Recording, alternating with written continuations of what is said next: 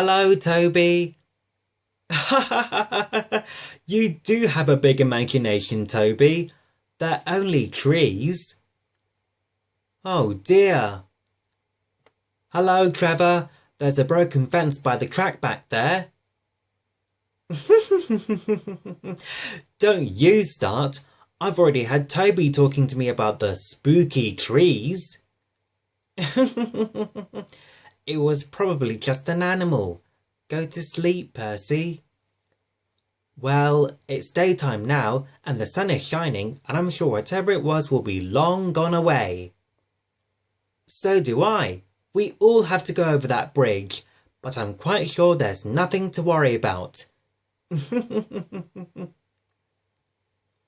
No, it's just, well, Percy says he heard something spooky last night as he went over this bridge. But I'm sure there's nothing to... Ah! A troll?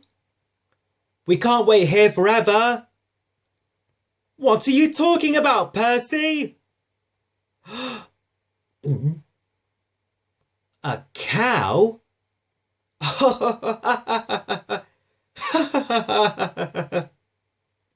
You can laugh, James, but Farmer McColl said he was very glad that we found it.